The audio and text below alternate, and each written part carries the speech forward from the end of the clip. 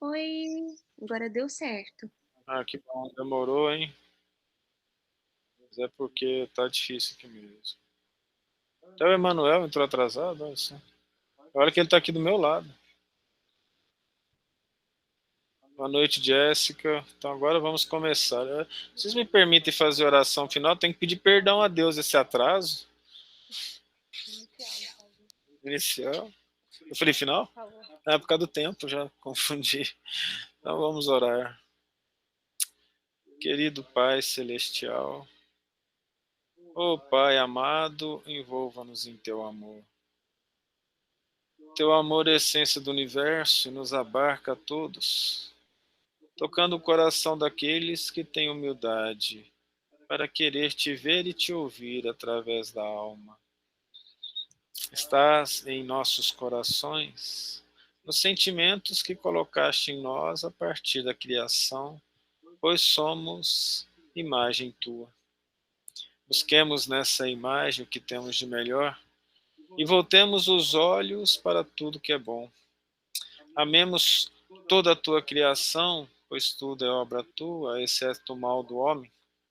Amemos os irmãos, amemos as plantas, os animais, amemos a criação como um todo, pois bendito és tu, que fizestes o universo para que teus filhos habitassem e humildemente pudessem de joelhos espirituais orar e te agradecer pela bondade da vida, pela bondade de todas as circunstâncias que nos envolvem, pela luz santa que medeia e nos direciona. Tantas vezes baixamos a cabeça a olhar para o solo lamacento dos nossos vícios, principalmente para o egoísmo que nos cega, mas um pouco que seja de boa vontade, podemos levantar a cabeça e enxergar-te nas obras. Eis que o artista universal obra no amor, e possamos nós também, teus filhos, entender aos poucos o amor que nos envolve.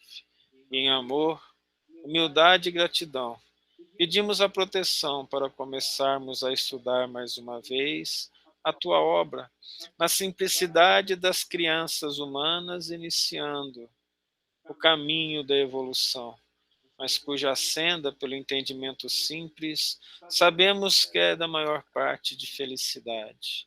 Lutemos com todas as nossas forças contra a ignorância e o erro, para podermos já rapidamente compreender o amor que nos envolve, pois que nos envolve pelos Espíritos amados, que passos acima da onde estamos, organiza-nos a evolução, chamando-nos como irmãos queridos e mais velhos, representando o teu amor, para que compartilhemos as núpcias da vinda do Cristo, e começará primeiro no coração dos homens e depois tomará conta de toda a humanidade. Conduz-nos, Senhor, pelo estudo e pelo sacrifício, pelo amor e pelo trabalho, e jamais deixemos de ter boa vontade no trabalho da tua seara. Muito obrigado, Senhor.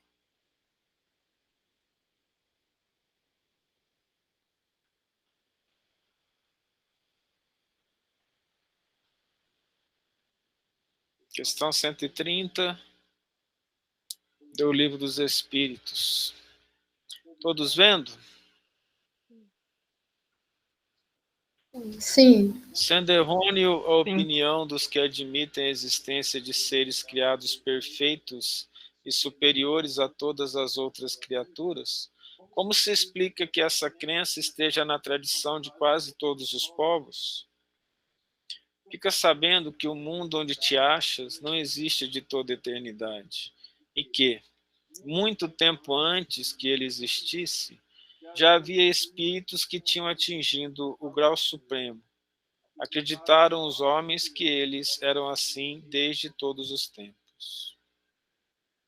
Nós podemos encontrar isso na Bíblia. O duro é ter compreensão para entender isso. Veja que lá na Gênesis, a narração diz assim: e foi tarde e manhã, e este foi o primeiro dia. Por que que o dia começaria à tarde, sendo que a gente sabe que o dia começa de manhã? Porque a Terra, quando é dia na Terra, já era tarde no universo, mostrando que a Terra é tarde na manhã do universo. Ela não foi criada juntamente com os primeiros planetas, nem os primeiros sistemas, mas foi criado muito depois. É claro que para esse entendimento a gente precisava ter a doutrina espírita, né? E essa doutrina, então, nos ensina que nessa simbologia, quando se fala tarde, estava se falando necessariamente que a Terra foi criada depois. E ela foi criada por Jesus Cristo. De tal forma, os apóstolos e estudiosos daquela época sabiam disso, que lá em Filipenses, o Paulo ele já fala sobre o Cristo como criador da Terra. Na verdade, não é Filipenses, né? Tem Miniense também, que é Colossenses. Ele fala assim, ó, dado graças ao Pai que nos fez idôneos para participar da herança dos santos da luz, o qual nos tirou da potestade das trevas e nos transportou para o reino do Filho do seu amor, Jesus, em quem temos a redenção pelo seu sangue, a saber, a remissão dos pecados, qual é a imagem do Deus invisível, o primogênito de toda a criação da terra, porque nele foram criadas todas as coisas que há nos céus e na terra, visíveis e invisíveis, sejam tronos, sejam dominações, sejam principados, sejam potestades. Tudo foi criado por ele e para ele. E ele é antes de todas as coisas, e todas as coisas subsistem por ele.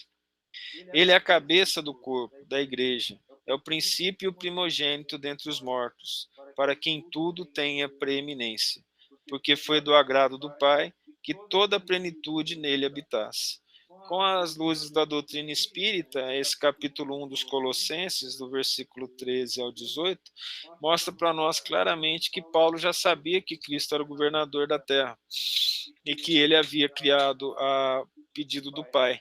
E aí o Emmanuel, lá no livro A Caminho da Luz, vem explicar essas partes da Bíblia que a gente não consegue entender com facilidade, e só dá para entender hoje, na verdade, por causa dos livros espíritas, né? Na época eles entendiam, porque a mediunidade também era vasta na época. E os espíritos vinham ensinar aos apóstolos e alguns discípulos. Eles já conheciam, então, aquilo que para nós hoje é o Espiritismo.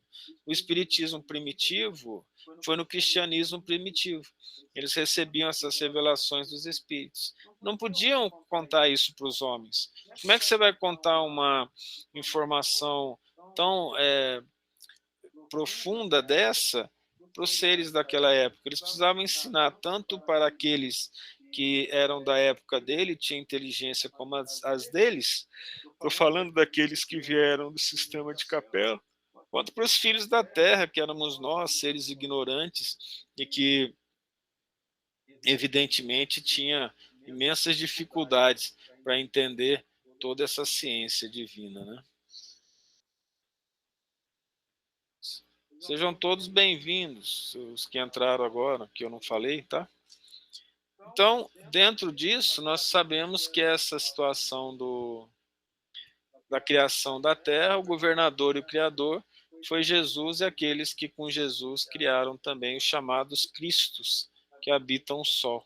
Então, o Cristo é um dos Cristos, mas é o Cristo que veio até nós, chamado primogênito, porque é o responsável pela nossa evolução, que nos colocou no seu coração amoroso desde o início da nossa evolução, pois Deus nos entregou nas mãos de um seu Filho amado, que já tinha condições de nos guiar.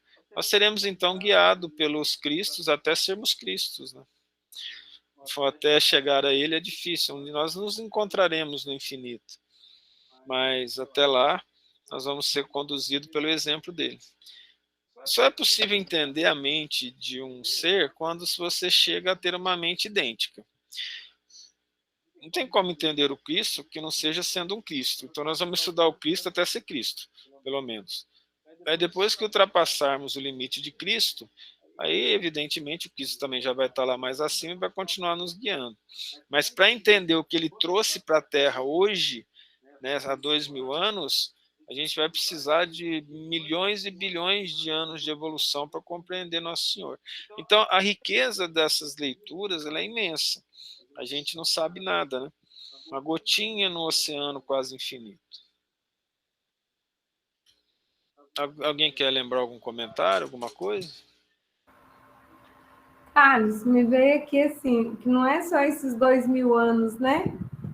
A gente entender de como foi a criação, como ele fez o planejamento da Terra. Coisa Exato. demais para a gente realmente saber, porque há 2000 anos ele já veio assim, trazendo um ensinamento moral, né? De amor e tudo. E a constituição e criação de tudo isso. É De muito acordo lindo, com é a, muito maravilhoso. de acordo com a ciência, 4,5 bilhões de anos. Pois é, muito maravilhoso. Só um minutinho, por favor. Essa próxima questão aqui, a 131, já vou passar para ela aqui. Vamos ver aqui. O que a gente tem que falar aqui? Sim. Há demônios no sentido que se dá esta palavra?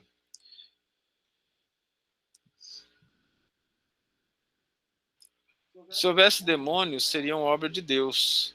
Mas porventura Deus seria justo e bom se houvera criado seres destinados eternamente ao mal e a permanecerem eternamente desgraçados? Imagina Deus, né, bondoso, criar um indivíduo para ficar vendo sofrer. E tipo, Deus seria psicopata, né, gente? Então, na verdade, são os psicopatas que pensam que Deus é capaz de criar um ser para ficar vendo sofrer pela eternidade. Se há demônios, eles se encontram no mundo inferior em que habitais, e em outros semelhantes. Na verdade, os demônios, sim, prazer, Thales. Demoninho aqui, né? A gente acaba fazendo o mal sem perceber, e aí a gente acaba agindo como demônios, que são os espíritos inferiores, que por ignorância não seguem a lei de Deus. Esses são os demônios. São esses homens hipócritas que fazem de um Deus justo um Deus mau e vingativo, e que julgam agradá-lo por meio das abominações que praticam em seu nome. Profundo isso, né? Homens hipócritas que colocam nas mãos de Deus uma criação perversa, porque são perversos. Deus não poderia criar demônios, muito menos fazer o céu e o inferno e colocar uma distância absurda entre eles. Pelo que a gente conhece do mundo, a habitação do inferno ia estar complicada. Os engenheiros podiam ir para lá para fazer vários condomínios verticais para ver se ia caber essa quantidade de demônio no inferno, porque no céu não vai ter ninguém, né? Você vai olhar no céu assim, vai ver uma alma lá longe, assim, no infinito, porque pela quantidade de gente que faz o bem, coisa que é complicada. Então nós vamos no céu, vai ter problema. Eu vou ser psicólogo no céu, porque aí eu vou tratar a depressão e solidão dos indivíduos que estão indo para lá, porque não vai encontrar ninguém, não é mesmo? E outra, sem contar a depressão de ficar ouvindo as harpas dos anjos, a mesma uma hora essa música vai repetir, porque o tempo é infinito. Vocês têm ideia disso? Vocês compreendem isso?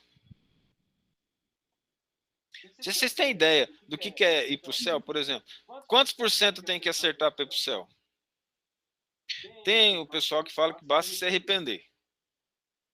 Gente, arrependimento é uma coisa tão grave, né? Muitas vezes a pessoa se arrepende que ela entendeu que fez errado, mas o coração dela não está arrependido. Outras vezes ela arrepende só da boca. Ela fala, estou arrependido, mas o coração não está arrependido. E Deus que vê isso tudo, quantos verdadeiramente arrependidos que tem? E outra, adianta arrepender e o mal que você fez continua? A lógica divina mostra que se eu fiz o mal, eu tenho que desfazer. O Cristo ensinou isso, quem com ferro fere, com ferro será ferido. Se eu fiz o mal a alguém, preciso receber de volta para entender o mal que eu fiz a outrem. Né? Se ninguém tivesse sofrido uma dor de uma pedra caída no dedão do pé, ou um dedão do pé, ou principalmente o dedinho é o capeta dos dedos. Porque ele passa e fica nas portas, fica nas beiradas, fica nos pés de sofá, fica nos pés de cadeira. Se ninguém nunca bateu um dedinho num pé de cadeira, ele não sabe a dor que é. Se você obrigou um dedinho a sofrer uma coisa dessa, e você não souber o que é uma dor de dedinho, como é que você vai saber o que é gerar uma dor de dedinho nos outros, entende? Então essa é uma situação importante, a gente precisa compreender isso, que aquilo que a gente fez, a gente precisa sentir. Então, se eu maltratei alguém, eu preciso entender o que é ser maltratado. Se eu fiz mal a alguém, eu preciso saber o que é receber esse mal, para eu aprender que aquilo não é bom. E aí, com o sentimento de igualdade que envolve todos nós, e que nós devemos compreender, assim, eu sou tão filho de Deus quanto a Maria Clara, tudo bem que ela é mais bonitinha, mais arrumadinha, mais bochechuda. Deus pode gostar mais dela do que eu, mas tirando essas coisinhas, eu acho que ele ama seus filhos pela alma, é tudo igual, não é só pelo corpo. Então, por que Deus me faria melhor que ela? Eu teria mais piedade de mim, eu seria mais especial. Então, nós sabemos que não tem isso. Agora, você imagina um Deus fazendo um filho dele sofrer para sempre e ele olhando. Como é que pensa nisso? Uma mãe suportaria um filho sofrer? E as mães, por mais que sejam lindas, são imperfeitas. Então, dentro de uma circunstância dessa, a gente entende que esse Deus, ele foi criado pelos homens, né? Ele não é um Deus amoroso, bondoso. O homem, sendo mau, não conseguia imaginar um Deus bondoso. Aí o Kardec vem explicar mais ainda. A palavra demônio não implica a ideia de espírito mau, senão na sua acepção moderna. Porquanto o termo grego daimon, de onde dela derivou, significa gênio, inteligência, e se aplicava aos seres incorpóreos, bom ou maus, indistintamente. Por demônios, segundo a acepção vulgar da palavra, se entendem seres essencialmente malfazejos. Como todas as coisas, eles teriam sido criados por Deus. Ora, Deus, que é soberanamente justo e bom, não pode ter criado seres prepostos, por sua natureza, ao mal, e condenados por toda a eternidade. Se não fossem obra de Deus, existiriam como ele desde toda a eternidade, ou então haveria muitas potências soberanas. Pela lógica disso, nós sabemos que não tem, né? A primeira condição de toda doutrina é ser lógica. Ora, a dos demônios, no sentido absoluto, falta esta base essencial. Concebe-se que povos atrasados, os quais, por desconhecerem os atributos de Deus, admitem suas crenças divindades maléficas. Também admitam demônios, mas é ilógico e contraditório que quem faz da bondade um dos atributos essenciais de Deus, supõe haver ele criado seres destinados ao mal e a praticá-lo perpetuamente, porque isso equivale a lhe negar a bondade. Os partidários dos demônios se apoiam nas palavras do Cristo. Não seremos nós quem conteste a autoridade de seus ensinos, que desejáramos ver mais no coração do que na boca dos homens. Porém, estarão aqueles partidários certos do sentido que ele dava a esse vocábulo? Não é sabido que a forma alegórica constitui um dos caracteres distintivos da sua linguagem? Dever-se-á tomar ao pé da letra tudo o que o Evangelho contém? Não precisamos de outra prova além da que nos fornece esta passagem. Logo após estes dias de aflição, o sol escurecerá e a lua não mais dará sua luz. As estrelas cairão do céu e as potências do céu se abalarão. Em verdade vos digo que esta geração não passará sem que todas essas coisas se tenham cumprido. Não temos visto a ciência contraditar a forma do texto bíblico no tocante à criação e ao movimento da terra? Não se dará o mesmo com algumas figuras de que se serviu o Cristo, que tinha de falar de acordo com os tempos e os lugares? Gente, vamos pegar aquela parte assim, ó. Se o teu olho for motivo de escândalo, arranca-o e joga para longe de ti. Então, se eu olhar uma coisa com maldade, eu teria que arrancar o olho, só ia ter cego nessa humanidade, não é mesmo? Não é possível que ele haja dito conscientemente uma falsidade. Assim, pois, se nas suas palavras há coisas que parecem chocar a razão, é que não as compreendemos bem ou as interpretamos mal. Olha, quem analisa a Bíblia, que não são os religiosos, não tem o Cristo como uma potência, uma divindade, ou nós espíritas como um ser mais inteligente e bondoso. Então eles analisam Cristo como um homem comum. Ora, o homem comum ele está cheio de erro, mas para nós o Cristo não está cheio de erro. O Cristo falou tudo e de uma maneira que nós não entendemos por sermos ignorantes. Então esses homens ateus consideram que as partes que estão obnubradas pelas palavras e parábolas sejam mentiras ou absurdos. E nós sabemos que ali, por trás daquilo, existe uma verdade espiritual profunda que cabe a nós desvendar.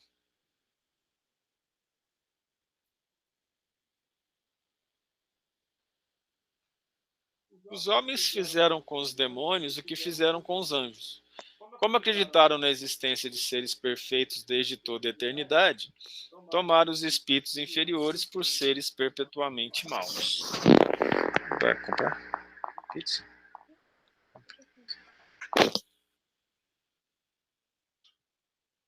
Por demônio se deve entender os espíritos impuros, que muitas vezes não valem mais do que as entidades designadas por esse nome, mas com a diferença de ser transitório o estado deles. São os espíritos imperfeitos que se rebelam contra as provas que eles tocam e que por isso as sofrem mais longamente.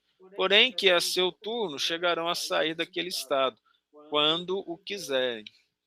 Poder-se-ia, pois, aceitar o termo demônio com esta restrição, como entendem atualmente, dando-lhe um sentido exclusivo.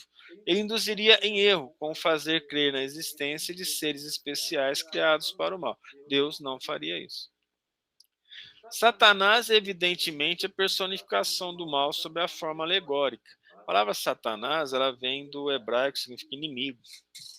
Tudo aquilo que é inimigo do bem, de Deus e do Cristo, era chamado de Satanás. Ora, todo espírito mau, que era inimigo do bem, era considerado Satanás. Né? Visto não se poder admitir que exista um ser mau a lutar, como de potência a potência com a divindade, e cuja única preocupação consistisse em lhe contrariar os desígnios. Ou ele existiria, e o mundo todo estaria dividido entre eles, se os poderes forem idênticos, a lógica diz isso.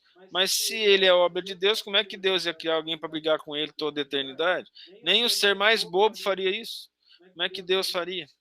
Veja que hoje em dia as pessoas continuam acreditando nessas coisas como se fosse uma obra de fé. Tem que ter fé, e a fé cega. Mas, gente, quem interpretou a Bíblia foram humanos. Humanos com determinadas tendências, né? Com determinados problemas de consciência.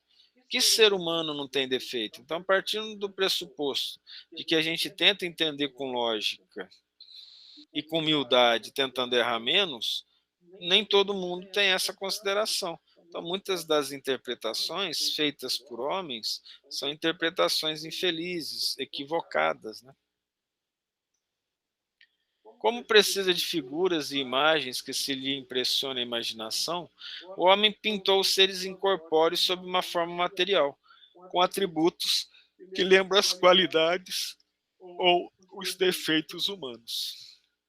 A gente tem tanta coisa para pensar nisso, né? Uma dor, quando ela é constante, a gente passa a acostumar com ela. O demônio, de tanto queimar, ia virar uma chaminha ambulante, nem ia sentir mais em determinado momento, na verdade. É assim que os antigos, querendo personificar o tempo, o pintaram com a figura de um velho munido de uma foice e uma ampulheta.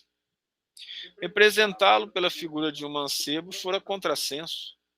O mesmo se verifica com as alegorias da fortuna, da verdade, etc. Os modernos representaram os anjos, os puros espíritos, por uma figura radiosa, de asas brancas, emblema de pureza. E Satanás com chifres, garras e os atributos da animalidade, emblema das paixões vis.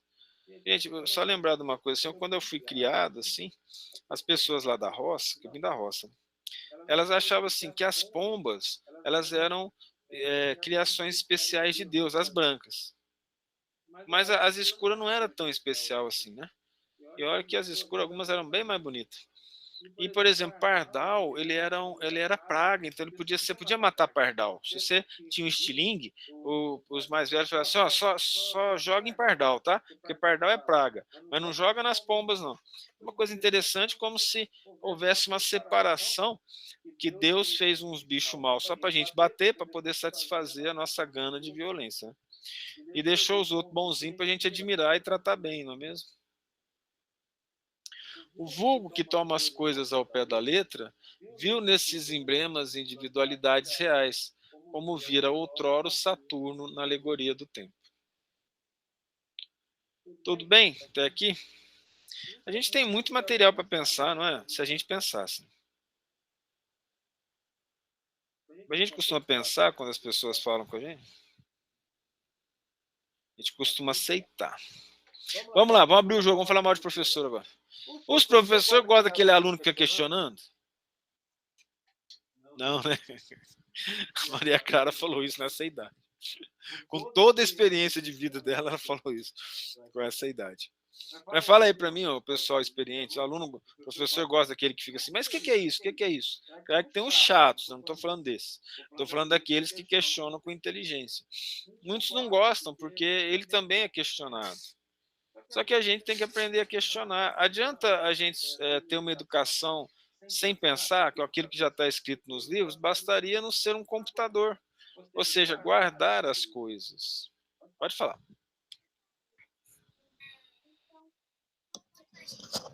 Quando a gente vai crescendo, a gente que vai atraindo os espíritos, os obsessores? Infelizmente não é só crescendo, não. Quando a gente, algumas vezes, o nosso passado ele é tão complicado que a gente reencarna já com o obsessor do nosso lado. Vou contar um caso para você. Eu estava num lugar e uma criança, quando eu olho para a criança, eu vejo um espírito na criança, junto com a criança, correndo com ela, assim, trocando energias, né? Aí eu olhei para aquilo, entro no elevador, eu olho para a criança e vejo o espírito. E falo para ele assim, você não tem vergonha de esconder atrás dessa criança? Ele olhou para mim e ficou assustado, porque eu tinha visto que era o espírito que estava com ele, né? Ele ficou sem graça, o espírito. Aí, depois o espírito falou para mim assim, você lembra daquela lenda do Curumim, né? Que é a criança arteira, que prega peça, que os indígenas falam que existe. Eu falei, então, esse é o tipo de espírito que, não aceitando crescer, aí nós lembramos lá da Inglaterra, né, na história do Peter Pan, a criança que não quer crescer, que fica aprontando.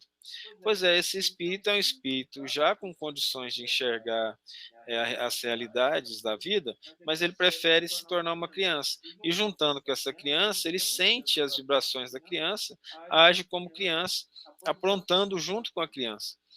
Então veja a importância da oração, a importância do trabalho do bem, do evangelho em casa, e da criança entender a existência de Deus. Aí ela passa já a auxiliar esse espírito. Eu falei, então, tem como ele ser retirado? Ele falou, não, tem como.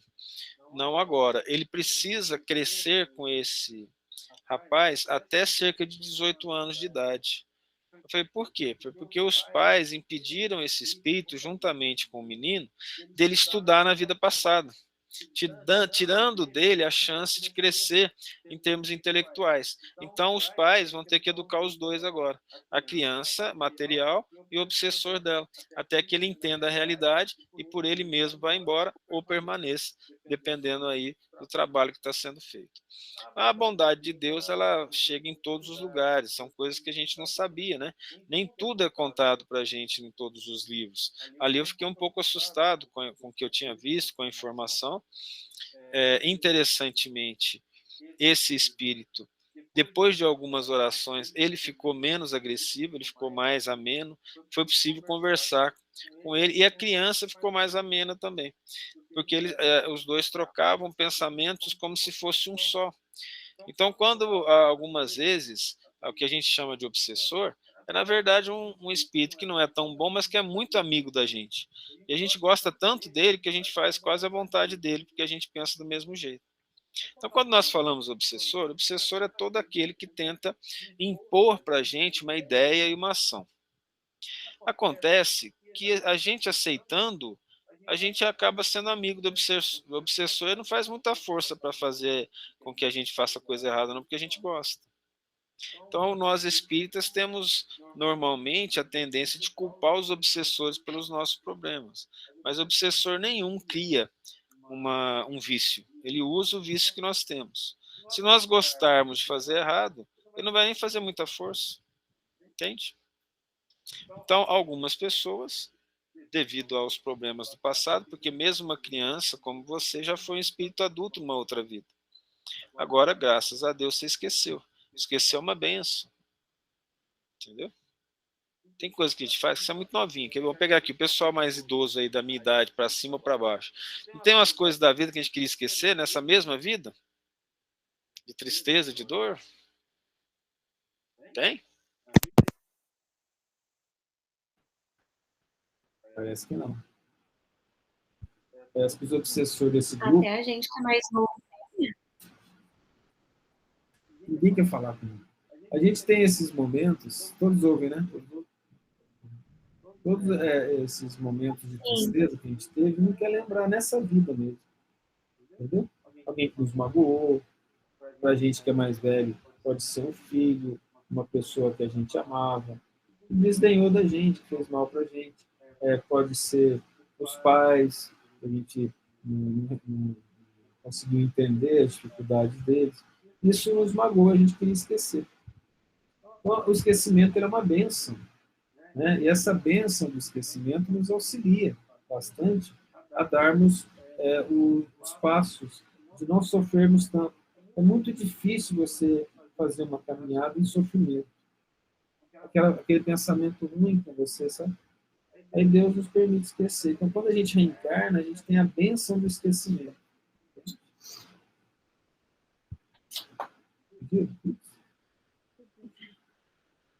Então, essa bênção do esquecimento nos permite dar a nossa caminhada com mais tranquilidade, entende? Entendeu? Então, nem todo mundo vai adquirir os obsessores mais para frente. Eles adquirem, já nasce com o obsessor perto.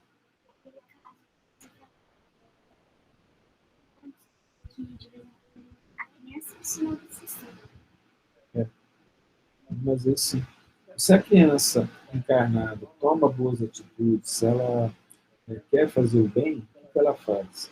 Ela acaba ensinando para o obsessor como que ele deve agir. O obsessor, vendo aquele espírito novo fazendo bem, ele se arrepende ou fica envergonhado de fazer o mal. Ele acaba ajudando. Entendeu? Muitas vezes as pessoas, assim como as pessoas, os obsessores, vendo você fazer o bem, lutando contra o erro, eles se envergonham de fazer o mal. E se envergonhando de fazer o mal, eles resolvem tomar outro caminho. Entendeu? Mesmo? Fique à vontade, dona Vilma. Thales, está aí uma grande importância da mãe, desde... Está ouvindo? Não.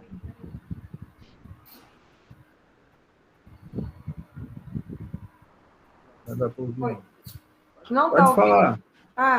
Está aí a grande importância da mãe, desde durante a gestação, começar a frequentar a evangelização, o estudo de grupo de pais, a preparação, né, para auxiliar exatamente isso, os obsessores que podem vir acompanhando desde a gestação, desde o nascimento. Tem um peso realmente muito grande.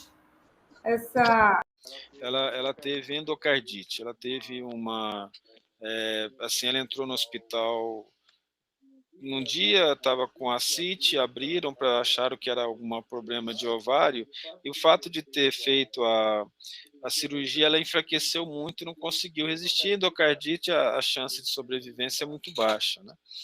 Então ela desencarnou, ela era espírita, e uma das coisas que ela fazia desde criança lá em Piauí era trabalhar na evangelização. Como faltava gente, eu mesmo comecei a trabalhar na evangelização dos meus próprios colegas, né? Com 11 anos, eu tinha um caderninho que a gente tinha um roteiro de evangelização, e aí uma senhora lá me ensinou, falou, oh, você coloca os pontos importantes aqui, lê isso aqui e vai falar. E a gente falava, sem entender direito, mas falava, né? Achando que estava fazendo bonito. Então, desde os 11 anos, a gente trabalhava com isso bem cedo. E a minha irmã também, desde cedinho, trabalhava na evangelização. Ela desencarnou. Depois de um tempo, ela foi direto para o hospital. Depois de um tempo, ela mandou algumas cartas, algumas mensagens. Numa das cartas, ela escreveu assim: foi graças à evangelização infantil que eu pude ter um leito no plano espiritual. Ou seja, graças aos 3 anos de trabalho, dos 20 anos que ela existiu na Terra, 3 anos de evangelização infantil deu condições dela ter um leito no plano espiritual, de ser tratada lá. Então, a evangelização infantil é, de acordo com os espíritos bons, a parte mais importante de um centro espírita. A mais importante. Não é reunião mediúnica. O pessoal acha que é reunião mediúnica. Não é reunião pública. Não são as reuniões de estudo. De acordo com os espíritos, são as reuniões que ensinam as crianças, depois as reuniões de estudo, depois as reuniões evangélicas, e um centro pode muito bem existir sem reunião mediúnica. Porque os espíritos podem ser tratados durante as reuniões públicas, durante as reuniões de estudo. Casos específicos são importantes, no caso de ter reunião mediúnica, mas a mediunidade ela foi feita como uma base de caridade para o médium, tanto para o encarnado quanto para o desencarnado. Então é possível, através do exemplo, do estudo e da dedicação, o médium auxiliar o desencarnado, independente se ele está numa reunião mediúnica, ou se ele está no centro, ou se ele está em casa. Isso eu aprendi na prática mesmo. Eu não sabia que era possível devido às dificuldades, né? Mas a gente foi levado em algumas casas o ano passado para fazer desobsessão. Eu não sabia que era possível. E nós fomos nessas casas e aconteceram desobsessões nesses lares, né? Casos em que havia espíritos já há 7, 8 anos em processo obsessivo lá, parente de um dos habitantes, né? Que estava lá e não tinha condições de sair, não entendia bem as coisas. Então foram feitos esses processos de uma maneira que eu perguntei para os espíritos, mas é interessante, eu estudei e entendi dos estudos que a reunião mediúnica ela requer uma situação especial, assim, especial momento da Terra, Thales, que a gente não consegue nem gente para trabalhar nos centros, nem trabalhar nas igrejas. Faltando gente, nós estamos tendo que levar a doutrina espírita nos lugares, ao invés das pessoas irem que elas estão sem condições de ir. Até aconteceu um caso, eu vou falar isso para vocês agora, né? A gente pode até comentar isso. Então nós vamos para o capítulo 2. Né? Esse caso foi muito interessante. Num dia de estudo, nós fomos lá em Varginha visitar o shopping. Aí nós fomos lá visitar o shopping para voltar e fazer o estudo. Eu queria que as meninas conhecessem o shopping, elas não conheciam ainda. Foi a Ana e a Marta, se eu não estou enganado, nesse dia. Não sei se a Stephanie foi também. Depois você me lembra aí, Ana. Aí o que acontece? A gente está lá conversando, quando vem a conversa, tende a falar de Jesus, né? Começamos a falar de Jesus, começamos a conversar de Jesus, os espíritos me mostram que os espíritos do shopping e mais outros espíritos tinham sido levados lá para poder ouvir aquilo. Mas tinha espírito demais. E aí nós continuamos falando. E o espírito inspirando, continua falando. Eu falei uns 40 minutos, foi quase uma palestra. Falando com elas e falando assim, vocês entrem em oração aí. No que a gente faz isso, vem um grupo de espíritos bons e começa a auxiliar. E lá foram separados alguns que foram levados para o centro de Varginha, outros foram levados para hospitais de Varginha, outros para hospitais da região e outros para locais específicos de tratamento.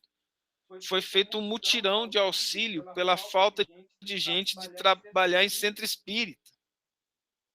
Tendo feito aquilo, aquela situação, que eu fiquei até assustado com isso. Ah, nossa, mas é missionário? Não, gente, está faltando gente.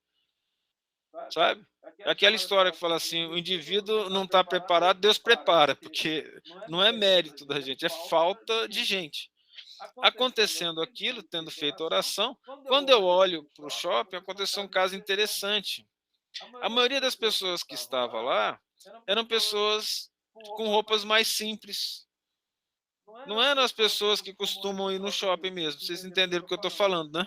Eu falei assim, mas por que isso? Assim, foi preparado já há um bom tempo para vir essas pessoas, porque quando o dinheiro não toma conta de forma tão pungente, elas estão mais ligadas a Deus e ela é mais fácil obter o ectoplasma e as vibrações delas do que as pessoas que valorizam demais o dinheiro. Porque os que valorizam demais o dinheiro desvalorizam muito nosso Senhor Jesus Cristo. Porque nós lemos no Evangelho segundo o Espiritismo hoje, na lição da riqueza, que todo aquele que valoriza o dinheiro, ele está se dedicando à salvação e os preconceitos do mundo, esquecendo da lei de Deus. Porque todo apego às coisas materiais nos afasta de nosso Senhor Jesus Cristo. O fato não é ter ou não dinheiro. Vocês estão entendendo isso, né? O fato é a maneira como você trata esse dinheiro. Então aconteceu aquilo, eu fiquei muito assustado. Naquele dia, a Maria Tereza estava dando plantão em Monte... Como é que chama aquilo lá? Lá, aqueles lugares lá que está. Campo do Meio. Campos Gerais ou do Meio? Um dos campos ela estava dando. Aí nós fui buscá-la, porque nós levamos cedo, era pertinho, fomos buscar Campo do Meio. No que a gente foi buscar, eu falei assim, nossa, mas interessante, né? Tudo isso acontecendo, e deu uma coisa meio errada, que foi o dia que eu fiz o estudo do carro, no escuro, na frente do hospital. E acreditem, um celular da pior qualidade funcionou. Ele nunca funciona. Meu celular era um bicho doido, entendeu? Ele nunca funcionava. Ele funcionou, não caiu nada. E eu lá perguntando para os amigos espirituais, falei, tá, está tudo preparado. Os espíritos que estavam lá, outros vieram aqui, já estão aqui no hospital, já está sendo tratado, e nós precisamos fazer o estudo aqui para que esse hospital receba auxílio, porque muitos pacientes que estão lá encarnados e desencarnados precisam das vibrações dos componentes do estudo. Então, ou vocês me internam, ou esse negócio foi o que eu ouvi mesmo. E deu para entender toda essa situação, a emoção que envolvia, os espíritos que conversaram, e uma situação de auxílio mesmo. Tudo deu certo na concepção dos bons espíritos. Porque não dava, eu não sou uma pessoa que ia largar o estudo para poder dar alguma coisa errada. Então, acabamos fazendo o estudo do celular no carro, no escuro, debaixo de um poste, com uma internet que não funcionava. O celular, para vocês terem ideia, ele é o A3 Samsung, nem vende mais. Entendeu? Quando você compra um sucrilho, ele vem na caixa de sucrilho como brinde, entendeu? Então, assim, não tem como aquele negócio ter funcionado. Então, ele recebeu provavelmente um ectoplasma virtual aí para poder funcionar naquele dia. Então, a nossa situação está assim, o mundo está num processo que é necessário que eles recebam ajuda, carinho. A coisa é muito complicada. Eu fui levado a dar aula nos lugares mais doidos, nos cursos mais loucos do mundo. Chega nesses cursos, tem sempre alguém precisando de auxílio. E muito. Aí eu hoje mesmo eu não queria ir para a aula, né? Eu estava triste de ir para a aula. Falei, não vou para a aula, não quero fazer mais esse curso. Chegou um espírito, me abraçou, né? E falou assim, vamos. Eu falei, você está brincando que você está me levando para a aula, né? Tá brincando, então um bom espírito vindo aqui para me levar para a aula. Falei, não é possível que eu sou um bicho tão endividado assim. Falei, vou para a aula. Alguma coisa tem que ter, né? Aí a gente senta lá, prepara, senta uma moça que faz parte do grupo de trabalho atrás de mim.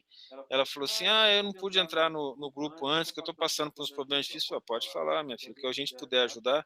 Não, estou em processo de separação, e começa a chorar. Um estado ruim. Aí eu falei para ela assim, não, mas olha, fique à vontade, não importa o que aconteceu, a gente não vai julgar nada. Se você precisar de ajuda, você pode pedir. Ela falou, ontem eu passei muito mal, eu tive que ser internada, fui para o hospital. Eu falei, não preocupa não, lá em casa tem uma médica, só você chamar, se for o caso, nós vamos para sua casa, carrega a médica junto e vai te ajudar. Óbvio que talvez isso não aconteça, né, dona Maria Tereza? Que eu fico levando a Maria Tereza para fazer consulta de graça para os outros, daqui a pouco ela vai cobrar de mim esse negócio. Hoje mesmo foram duas, né? Que você pediu quando era saúde. Ah, é verdade, você está me devendo os Pix, agora está pagando, dando consulta de graça para quem... Pagou não, a gente ainda não negociou isso não. Aí o que acontece? No que eu falei isso, a moça ficou emocionada, falou assim, nossa, muito obrigado, agradece ela por mim. Só dela sentir que ela teve um apoio, os bons amigos espirituais puderam chegar e aliviar a moça. Depois eu vim para casa. Gente, médium de centro espírita é o pior que tem. Quem fica trabalhando só lá, que especialista é esse? Nós precisamos trabalhar no mundo, na rua, nós precisamos orar para todo mundo que a gente vê, a gente precisa abraçar as pessoas que estão à nossa volta, nós precisamos abraçar os nossos parentes, os nossos amigos, nós precisamos doar sorriso, doar empatia, doar sinceridade, doar Jesus. As bênçãos que a gente tem recebido dessa doutrina, a gente não está passando isso para os outros, não. Não podemos ficar sem fazer isso, aí nós estamos sendo irresponsáveis. Nós somos chamados de trabalhadores da última hora. Os amigos espirituais estão sem os trabalhadores. Nem última hora nós chegamos. Talvez a gente tenha entendido que trabalhador da última hora é faltando uma hora para morrer, você fala que está pronto para o trabalho, porque a situação está grave. Está faltando trabalhador. E quem são esses trabalhadores? Nós. Ah, mas eu não sei, sabe? Você sabe que Cristo existe, que ele faz bem? Leva para os outros. Não importa o grau que você vai levar de Cristo no coração da pessoa, ela precisa. Ela necessita. Eu não falei de Jesus. Eu falei, se você precisar de ajuda, você chama. A pessoa se sentiu aliviada, foi possível os bons espíritos trabalharem. 5 minutos depois, estava vindo embora. Para aqui, para a gente conversar de Jesus. Vamos entender que o trabalho nosso tem que ser feito. Nós temos que sair do nosso estado de comodismo para levar Jesus aos corações necessitados. Gente, não é tentar transformar os nossos filhos, os nossos amigos, as pessoas que a gente gosta, em bons profissionais, mas em alguém que consiga fazer uma oração no momento difícil. Nós precisamos plantar Jesus no coração das pessoas. Nós precisamos falar mais Jesus. A gente conversa e não fala Jesus, não fala Deus. Doutrina espírita, eu até desisto, porque é capaz do cara sair correndo. Então a Bíblia, para mim, é o que eu mais gosto. Vamos escrever a Bíblia, repassar a Bíblia, falar da Bíblia. Não tem problema. Eu falo tanto da Bíblia que o povo me xinga de crente.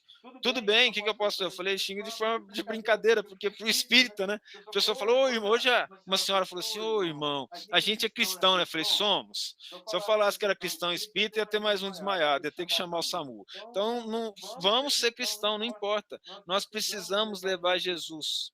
As pessoas precisam entender que somente nosso Senhor Jesus Cristo é capaz de nos tirar da tristeza, da depressão, da dor, da ansiedade e da euforia insana, dos vícios e da lama da corrupção que nós causamos no nosso destino. Jesus é a felicidade. Jesus traz para nós o caminho da salvação. Que salvação que é essa? Do nosso coração. Aí quando eu aceito Jesus em mim, ele vai sair fácil da minha boca, ele vai sair mais fácil do meu coração, e quando eu abraço e falo Jesus e fala vai com Deus e Deus te proteja, nós já enchemos a pessoa de boas vibrações e os espíritos vêm e abraçam. Gente, eu tenho sido usado como médium de efeito físico para abraçar os outros. Tem espírito que chega para mim e fala assim, abraça essa pessoa que eu sou o pai desencarnado e gostaria que ela sentisse meu abraço. A situação da Terra está muito complicada, gente.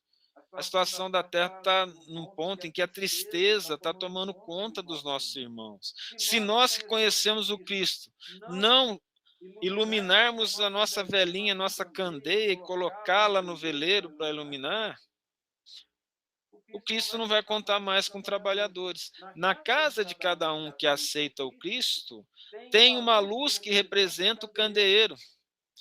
E lá, os espíritos desencarnados são avisados. Aqui tem evangelho no lar. Aqui se lê a Bíblia, se lê evangelho segundo o Espiritismo, aqui se fala de Deus. E ele se amontou à nossa casa para receber ajuda nesses momentos de tristeza e dificuldade em que nós efetuamos os estudos. Nós não entendemos a grandeza desses estudos. Os amigos espirituais têm nos mostrado, através de imagens, através de situações, a quantidade de espíritos que estão envolvendo os nossos lares. Basta que nós nos entreguemos um pouco na oração. Sim, a guerra é imensa, o exército do mal é gigante, porque o mal domina a terra. Mas diante das trevas, uma vela gera luz. E a luz dessa vela é capaz de abarcar uma multidão imensa, pois ela vai direcionar o caminho. Se ela não mostrar o caminho, pelo menos ela mostra onde é o precipício para a pessoa não colocar o pé. Saibamos entender que se tivermos boa vontade e o coração aberto, Cristo haverá de nos guiar no trabalho do bem.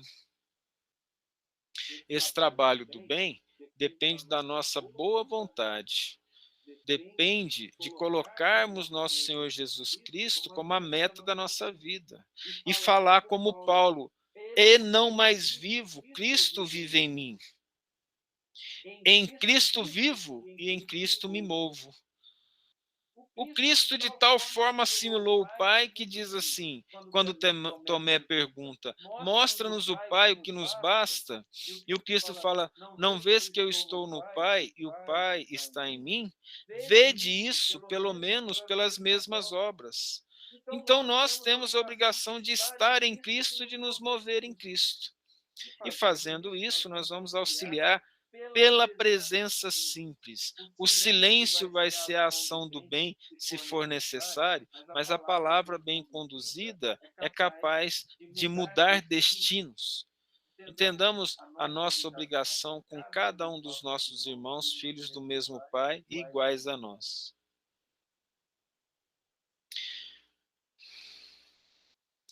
Eu vou fazer a oração final dessa vez, eu vou ter que fazê-la agora por uma questão de pedidos dos amigos espirituais. Então agora vocês vão desculpar o egoísmo, é que eu estou iniciando e fechando o estudo, tá? Mas vamos fazer agora a oração.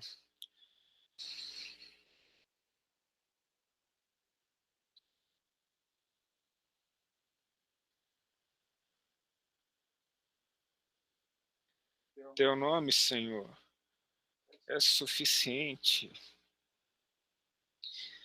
para arrebentar os grilhões do passado e trazer-nos a redenção, mostrar-nos a luz, aquela que o Senhor nos trouxe há 2000 anos, e acima do monte que devemos galgar para encontrar a felicidade, espera-nos, para que depositemos em seus pés os nossos pecados e erros. Espera-nos, Senhor, não vá sem nós, pois nas dores da terra, nas tristezas do dia, nos sacrifícios simples nós te encontramos, e as almas rebeldes desse mundo de tristezas encontrarão a felicidade na lágrima quente que cai no rosto e aquece o coração. Não nos abandona, Senhor. Antes abre os teus braços amados. Abarca a humanidade em teu amor. Sustenta nas nossas provas. E faça que os nossos corações empedernidos entenda que a terceira revelação é o bálsamo de esperança e consolo no coração de todos os homens. E que esses que são iluminados por essa luz consigam fazer resplandecer no caminho dos irmãos as tuas palavras pelas ações, e que o Verbo se ilumine com teu nome, e que Deus Pai dê-nos a condição de nos redimir para te encontrar o quanto antes. De novo te pedimos agora de joelhos, não nos abandone. Perdoa os nossos erros e equívocos, e ensina-nos humildemente a sermos teus discípulos, para em breve sermos chamados filhos de Deus. Obrigado, Senhor, e amém por toda a eternidade, por tua obra de esperança e sacrifício.